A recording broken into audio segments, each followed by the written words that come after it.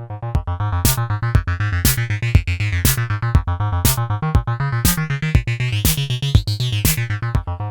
once again, it's Matthew here from Matthew North Music, and as you probably saw from the title of the video, today's video is going to be about a guitar. Now, if you like these sort of videos, if you're interested in guitars, music, electronics, box sets, etc., please think about hitting the subscribe button. It's completely free, and if you hit the little bell icon as well, then you'll be notified about what's coming next when there's a new video published. Anyway, today I'm talking about a Charvel. Now, I have used a Charvel guitar most of my musical career. I've had a 375 with a desert crackle finish, which I bought for my friend Bernard in about 1990, 91-ish. I think it was 91 actually. In fact, it actually got taken to the first Gulf War because his band were out there entertaining the troops. So it had a bit of a history before I'd even got the guitar. But I've used this guitar all the way through All Living Fear. I've used it with Mike Westbrook. I've just used it on pretty much everything that I've ever done. So that's, 30 plus years of solid work really. And it's always been a great guitar. Well, one of my close friends, David Jaggs, who's a classical guitar player normally and also runs Time Span Recordings, of which I've mastered most of their albums. Around the time I got my Charvel, he bought this one, and this is a Charvel 475. Now, the main difference between this and my guitar is that it's got active circuitry. It's got an extra pot on there which has got some sort of EQ-y tone stacky thing. And and it's an active guitar. Otherwise, it's the body shape is pretty much the same. It's a little bit heavier than my guitar, and the neck is a little bit feels a little bit flatter. Actually, yeah, it feels a bit flatter than mine. But in essence, it's a very similar guitar. And this was actually the guitar that I wanted to buy back in 1990 because my mate actually had two of these. He had this one and the 375 that I bought.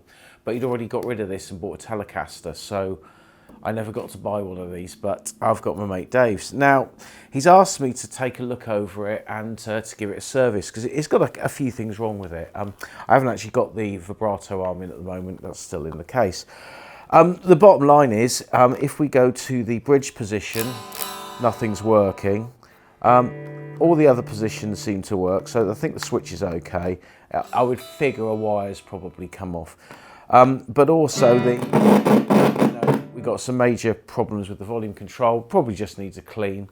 But what I propose to do is I will take the guitar apart, I will check all the wires, make sure there's nothing loose, nothing needs resoldering, and we'll then rewire it or repair what wiring needs doing. And then we'll give it a good clean and a polish, and then I might play a couple of tunes. There's a bit of grot around here, around the bridge, so maybe I might clean some of this with some WD-40 just to get a bit of that rust off. But as a guitar, it plays really nice. It's a lovely guitar. So what we'll do then, we'll take this apart, we'll have a good nosy inside. Well, I've got the guitar here out in the shed, and actually it's the first time I've been in this shed for some while. It's been quite busy the last few weeks. And for those that ask, yes, I still have Paul and Debbie looking over as I'm working, along with an old BBC Micro motherboard and my flip dot chart that I still haven't done anything else with yet. Anyhow, to the guitar then, and just to recap, the guitar kind of works, although obviously we've got a scratchy pot there. The volume pot is very, very scratchy, but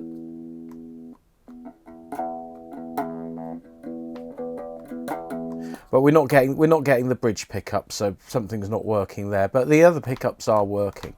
So what I'm going to do with the guitar first is I'm going to do the electronics of it first. I'm then going to take the strings off. I'm going to try and clean up the bridge, because if you look at the bridge, it's got 35 years of sort of rust along here and here, and I kind of think if we get some WD-40 on there, then that should take some of this rust off, and it'll mean that it'll look a lot nicer and it'll be a bit more protected for the future. I'm going to take a crosshead screwdriver, and there's only 3 screws holding on the panel for the back of the controls, and I need somewhere to put the screws. In fact, what I'll do is I always keep all of my little packets that components come in like this, and so I can just quickly take these 3 screws out. And quite often I'll use a tray that you make ice cubes with in the fridge, but sometimes you can knock that over, whereas if the screws are in a little bag like that, if you knock it on the floor, it doesn't matter, you're not going to lose anything. Right, let's lift this open and we can have a look inside. And if we look inside, then we can see there's a battery in there because it's an active circuit, and there's a little circuit board here which has got some kind of toned stacky preamp thing, and that's actually soldered to the volume pot here. We've then got our switch, and we may well have a dangling wire somewhere here, and that's coming off the bridge pickup, and I can't see one, but that's not to say there isn't one. And yes, there we go. Oh no, it's not, that's actually connected. Okay, so the wires are connected, but we're not getting good contact, so we need to look at that. I think what I'm going to do is I'm going to take out the pots and the switch here, so we can look at this on top, and then we can work out what's wrong with the guitar. But at the moment, if I plug my little amp in again, and we move to the bridge position, there's no sound, but we've got sound on the others, so there's definitely something amiss here.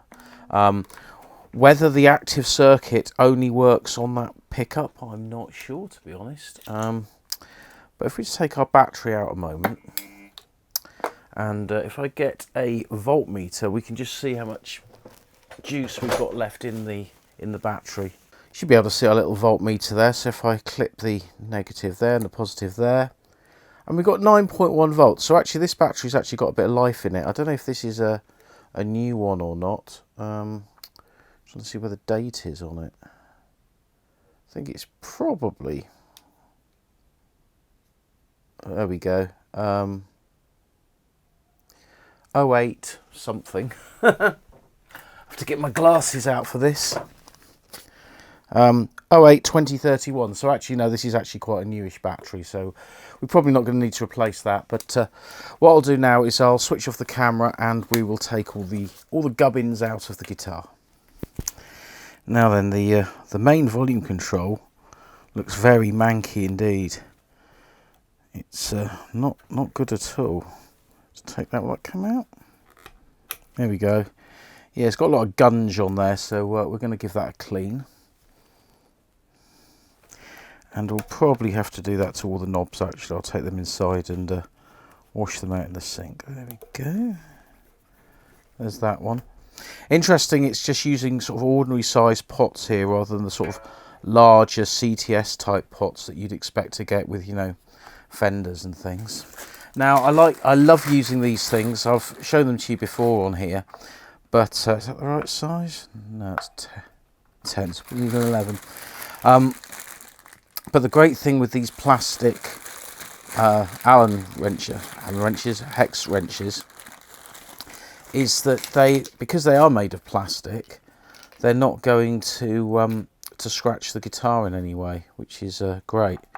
So there's an 11. There we go. So you just undo these. That's got a nut and a washer. I'll take that out. Again, I'm going to stick all of this into my little bag, and we'll do the next one.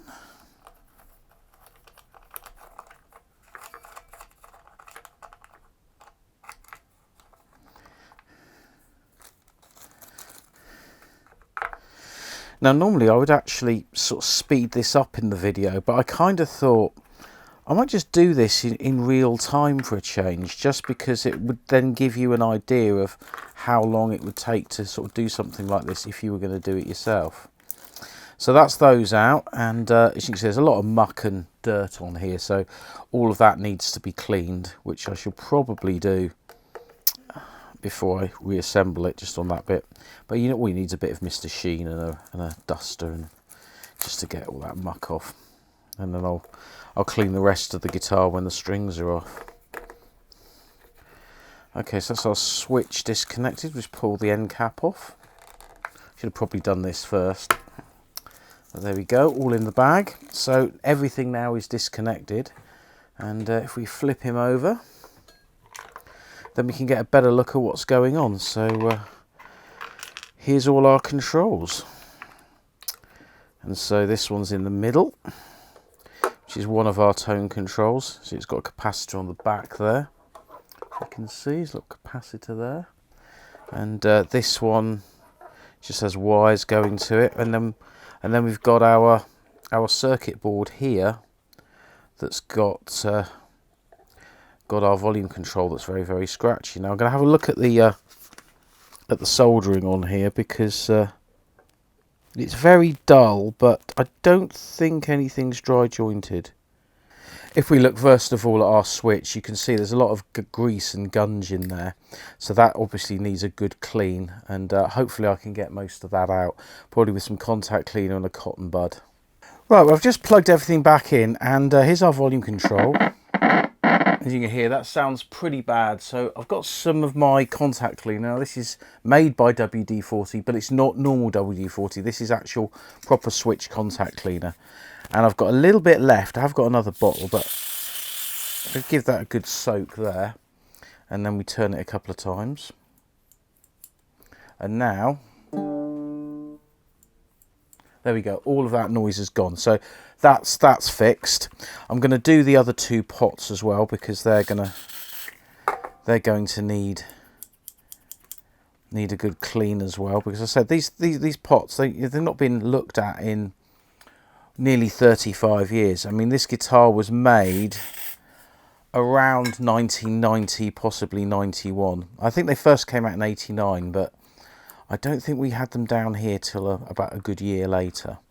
Anyway, we got some sound, but if we move our switch to the bridge position, then we still don't have anything. So the first thing I'm actually going to do is spray some of this into the switch, just in case it's bad contacts in the switch. And so do that a couple of times, spray some in the gap there.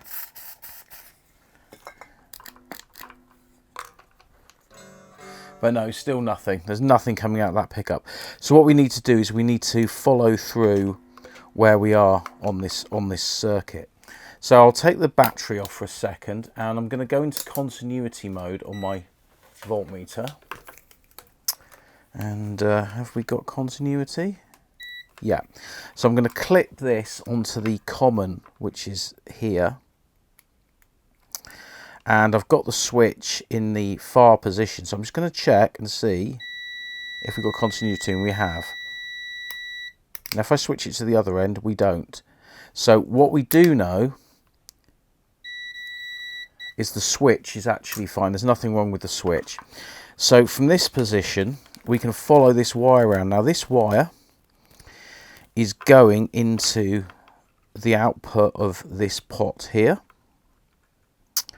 And what's feeding the pot is coming from... Actually, this is just a tone pot. So that's just a tone pot. So this is then going to the electronic circuit.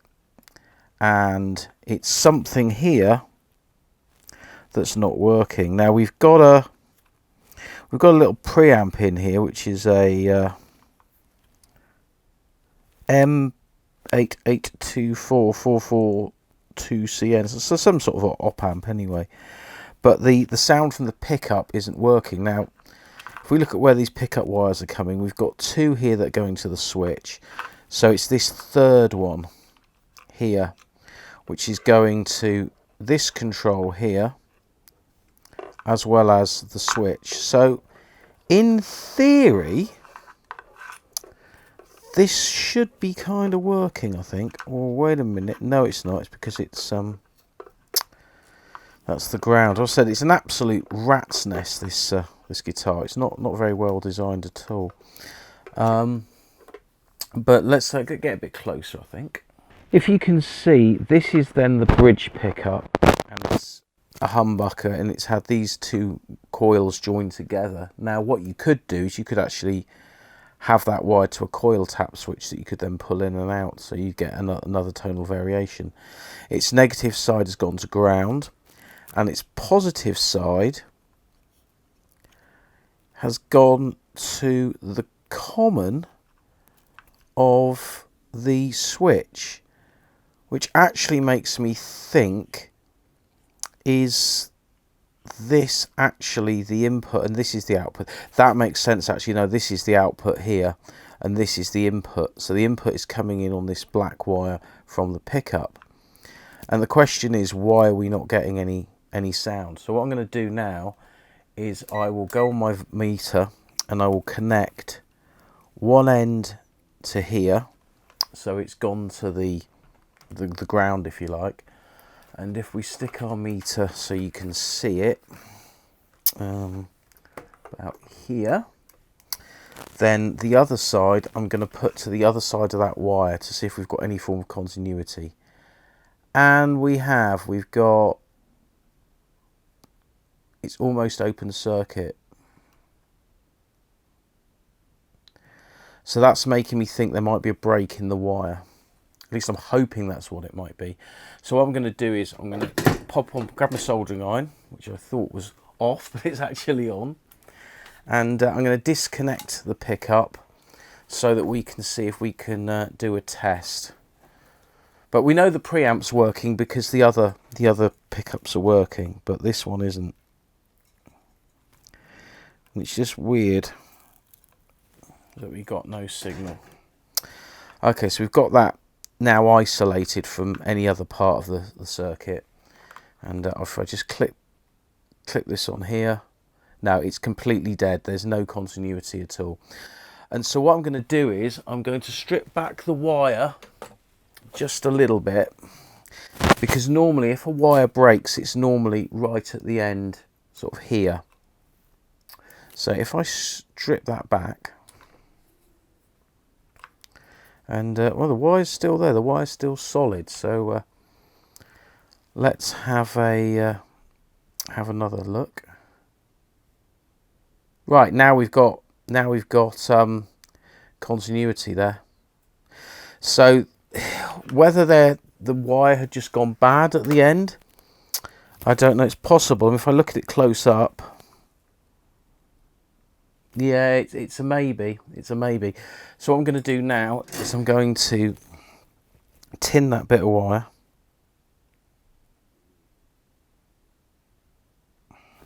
So what we've actually done is we've just snipped the wire back a little bit.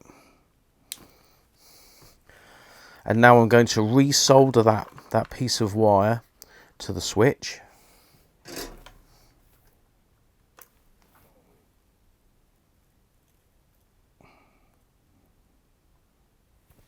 Okay, that's nice and solid. Now I can pop the battery back in to circuit and switch my little amp on, see if we get any sound.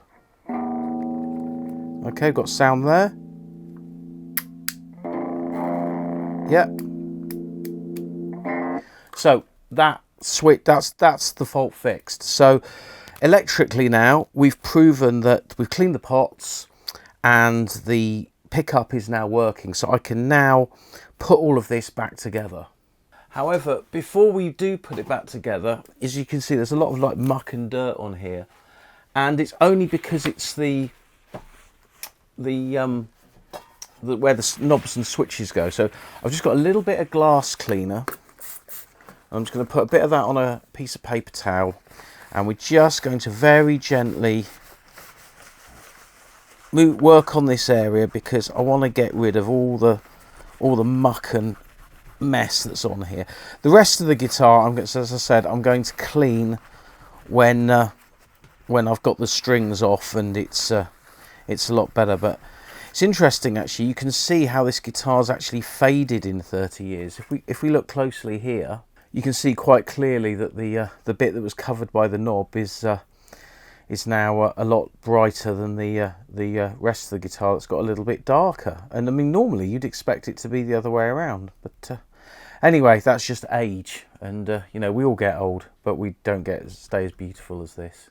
As for these knobs, I'm actually just going to use a bit of glass cleaner again on this same bit of rag, just to get some of the grime and the sweat off it. I mean, as it transpires, you know, this guitar's not been used for ages, so it's more sort of lack of use rather than a lot of heavy gigging.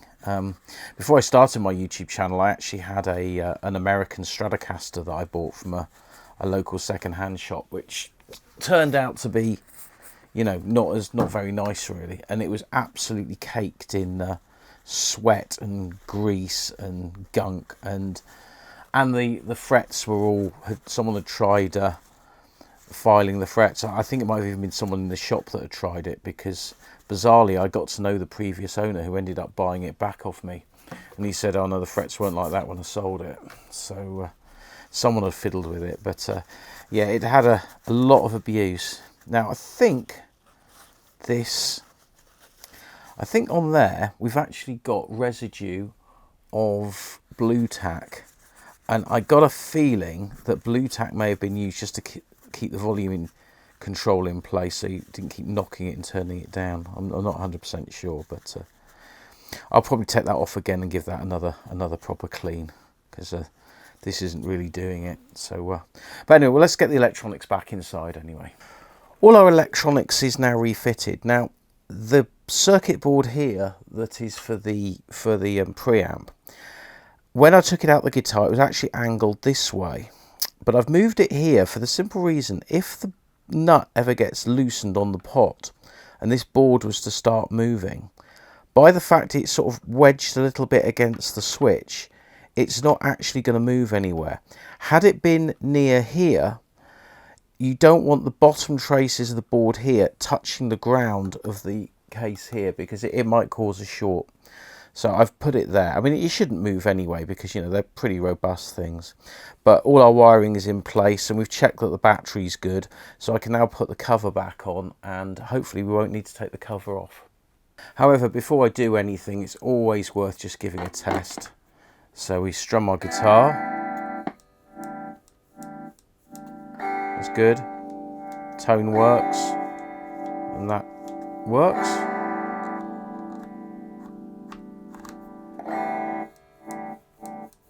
So yeah, we've proven that our guitar is now electrically all fine. Yeah, so I'm really pleased with this now that we've got all the electronics sorted out on the guitar. I'm going to wait for daylight tomorrow, because it's getting quite late here, and then we will take this guitar and give it a good clean. So I'm going to remove all the strings here. As you can see here, it's all a bit cruddy. I'm going to give it all a clean, brasso on the frets with then use some isopropyl alcohol just to get off any residue. And I've also got some fret oil, so I'll put some of that on. Give this all a polish with Mr. Sheen. And then once all that's done, I'm going to give it a test. But it's just this bit of rust here that I'm concerned with, all here. So what I'm going to do is I'll probably just actually take these strings off, and I'll just give all of that a good spray with WD-40, let it soak in, and then give it a wipe. I may even take the block out to do that, so the WD-40 doesn't get on the rest of the guitar, but we'll worry about that in the morning.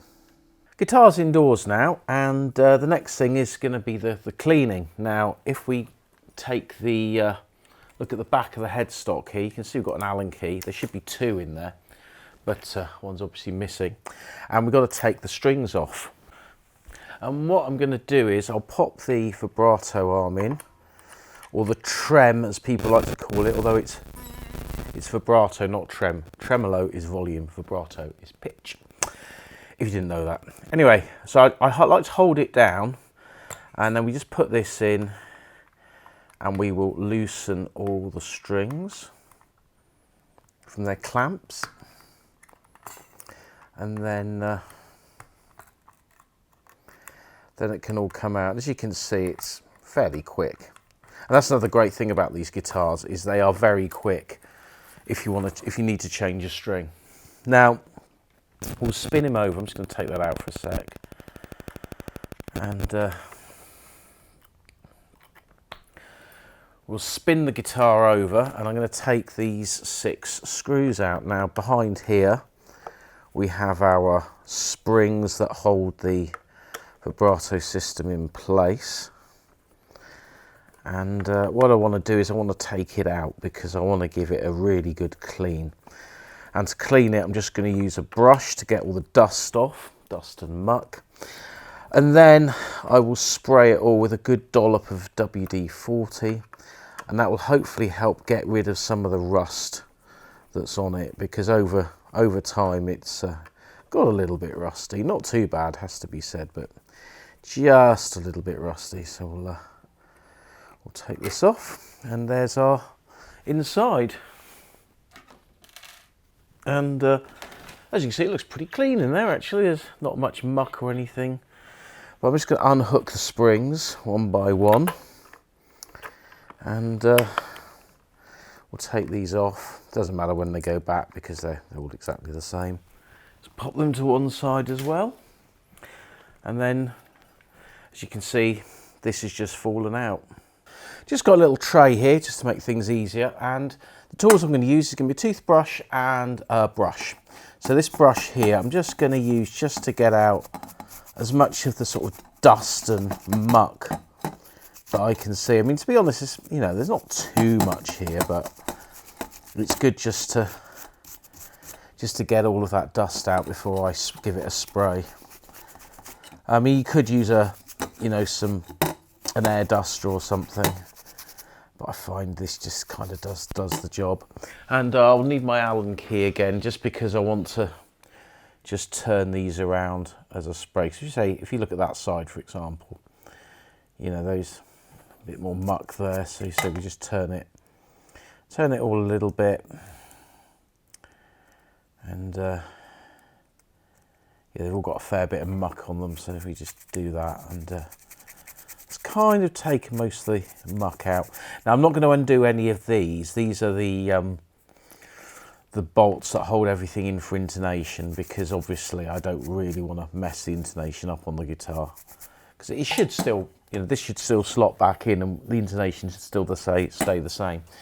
But if we just get a good generous proportion of WD-40, just spray the whole thing, and with this I'm just going to turn that slightly, just so we get the other side, because I want to make sure everything gets a good soaking. And to be fair, I think it pretty much has.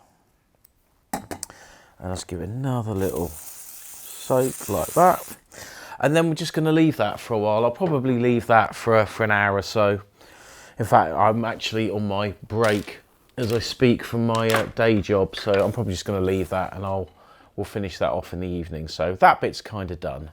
Okay, this is just upside down, and I'm just going to loosen the locking nut, because this needs to let the strings out. And that doesn't look too bad actually. There doesn't seem to be much in the way of rust. There's a little bit of rust on the end of the bolts, so I might take the bolts out and give them a little soaking as well. But the clamps all look fine, so I'm just going to keep them in order, because I want them to go back where they came from. So they're all out. So I'll move those to one side.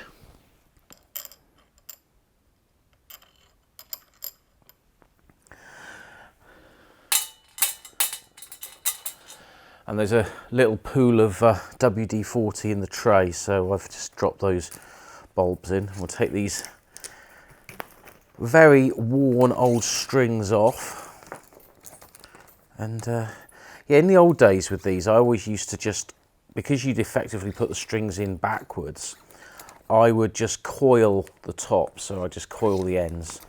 But these days, because I change the strings more regularly, because the other advantage with just coiling the ends is that the string, if you had a string that would break, it would always break on the bridge position. Now, if you've got excess string on the other end, then all you have to do is take the string, loosen the string, and then you can reattach it on the clamp and then restring it. So effectively, you know, if you break a string, you can fix it really, really quickly, which, you know, does save a fortune on guitar strings. Whereas, you know, of course, if they're the more traditional with the ball ends down at the bridge, if you break a string, then there's not a huge amount you can do about it, unless you maybe find some way of stitching it together. Anyway, these are all off, and these will be disposed of, and we now have a guitar ready for a bit of spit and a polish. First thing I'm going to do then are the frets. I'm just going to use a little bit of Brasso on a bit of a duster. Now some people are going to say, oh, you don't want to do that, you don't want to put Brasso on a guitar. Oh no, but you know what, I've used Brasso for cleaning the frets on my guitar for well over 30 years, and it does a great job. Just give it a little rub like that, and all the muck and crud comes off. You know, try not to touch the fretboard, but if you do, it doesn't matter, because we've got something else that we're going to use to get rid of the residue. And yeah, the frets actually are quite fairly clean. I mean, there's a bit of crud on the fretboard, but you know, we want the frets to shine. I mean, probably some of these are a little bit bumpy with use over the years, because this guitar was gigged quite a lot in the early to mid 90s, and it's going to be gigged again a lot more soon, which is good. But yeah, we've kind of almost got there now. It's the top frets that are the most dirty, because I suppose they're the ones that aren't used as much, so they just sort of sit there. Anyway, we've kind of got all of that off now. And the next thing I'll do is I'm going to get some isopropanol alcohol, which, you know, is a tool that most people have for doing various jobs, and I'm just going to use it to just get rid of any residue from the Brasso. And this was a tip I learned from my days as a local radio engineer, when we used to clean the brass jack plugs that were, you can see there's a lot of muck that this has picked up, but we used to use that when we used to clean jack plugs, because we used the Brasso on them, but then there would be a little bit of residue, and so we would take all that off. And so that's the fretboard cleaned as far as I'm concerned. Now I have got some oil that I will put on, but I'm going to do that right at the end, and the oil I've got is this stuff here, Dunlop 65 fretboard oil. It's a lemon oil, and it does the job really well. Now the rest of the guitar I'm just going to clean again with a duster and some Mr. Sheen. Well, the guitar now is looking pretty clean, and you know, it's almost ready to be put back together once I've finished with the bridge. But what I'm going to do now is with the fret oil, I will just spray some on like that, and then I'll just give it a rub with a paper towel, just to take off any excess really, and then that can just soak into the wood and make the guitar a lot nicer to play, and hopefully look after the fretboard as well. But yeah, I mean, there's no residue of Brasso anywhere on the neck, which is good, and that's all looking very nice indeed. So we've got to wait a couple of hours now for the bridge, and then we can restring. Everything's back together now, and it's looking really, really good, but I just want to show you one thing. If we look at the bridge now, you can see how the WD-40 has really cleaned things up now, and a lot of that red sort of tarnished rust has gone away, particularly if you look here at the bolts that are used for the intonation and along here. I mean, there's still a little bit of tarnish, but it almost looks like it's good as new. I'm really pleased with how the guitar's turned out, and there's just literally one job to do, and that is to put a new set of strings on. I've now restrung the guitar, but I've noticed that the intonation on the guitar is pretty out. Not all the strings. For example, here's the top E string. Let's tune that up a little bit. So that's in tune. If I put my finger on the 12th fret and pluck the string, that's in tune. If I go to the G, which is there, and then I play the 12th fret, you can see it's slightly sharp. I just turn that down a bit to get it really accurate. So yeah, that's in tune, and then there, it's sharp. So we need to make a little adjustment here. So what I'm going to do is I'm going to slacken the string, and then we need an Allen key. Now the original Allen key was missing, but I think this one is the right size. No, need one up from that. So is that the right size? Yeah. So we undo this, and then I'm going to push this back slightly. As a rough approximation, let's give it a nudge as far as I can sort of push it easily. But I might need to loosen the string off even more, actually.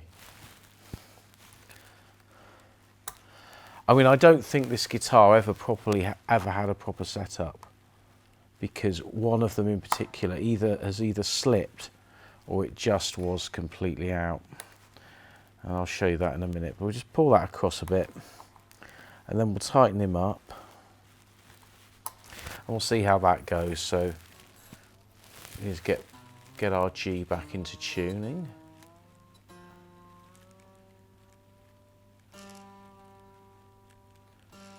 So there's our G. Now we'll play it at 12th fret. That's the wrong note.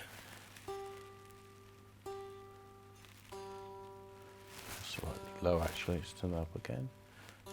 So that's bang on there, and we go to our 12th fret.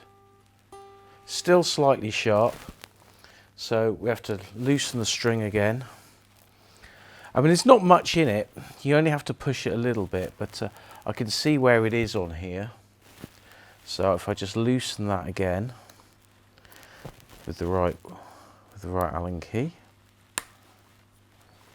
and then I'll use this Allen key just to push it up a little bit further, say to there, and then we'll do it up again. I mean, it is always a little bit trial and error doing this, but once it's set, then you shouldn't really need to worry about it for a long time. As I said, this guitar hasn't been used for a long time. It may not even have had the same gauge strings on, but they kind of feel like they were 9s that were on before. So there we go, let's go to the 12th fret.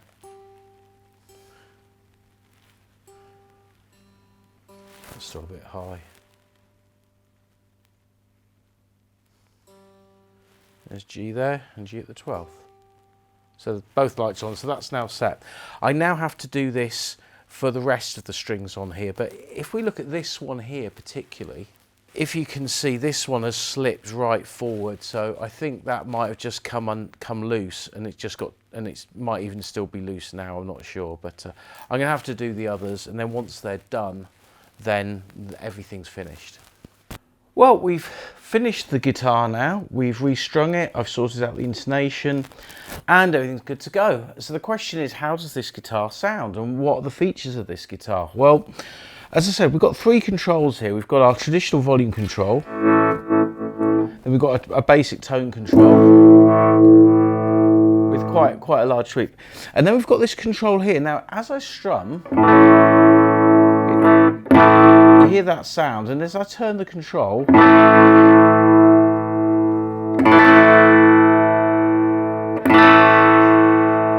it's almost a bit like a top boost or a contour control. Very similar to the contour control that I've got on the Reverend. So you can get some really nice bright sounds. Now that's with the humbucker. If I go into position 2,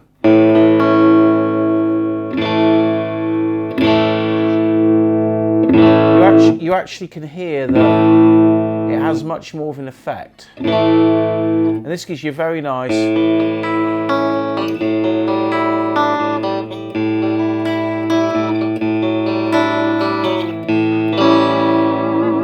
it gives you kind of that mix between a kind of a sort of a Fendery sound and a Gretsch type sound. Now if I turn that all the way so it's basically off, or on the full position, there's our middle pick.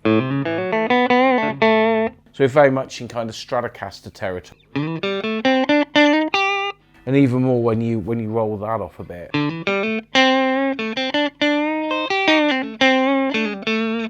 and then we go into position 4, which is the 2 pickups here.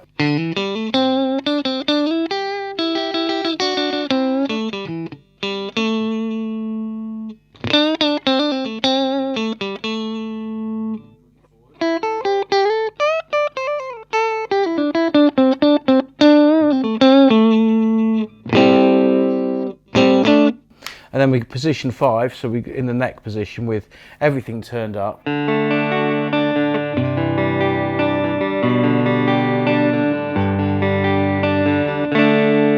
And then we can turn it back. A bit more treble. And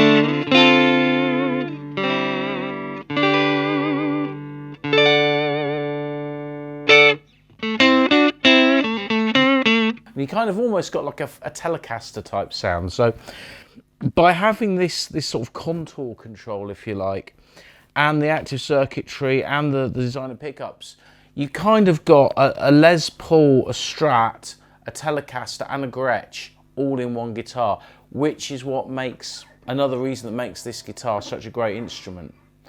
Anyway, I hope you've enjoyed the video. If you have, please think about liking and subscribing to the channel. And I've got to say, if you happen to be in the UK and you have one of these and you want to sell it, please get in touch. Anyway, thanks for watching. I'll see you on the next one.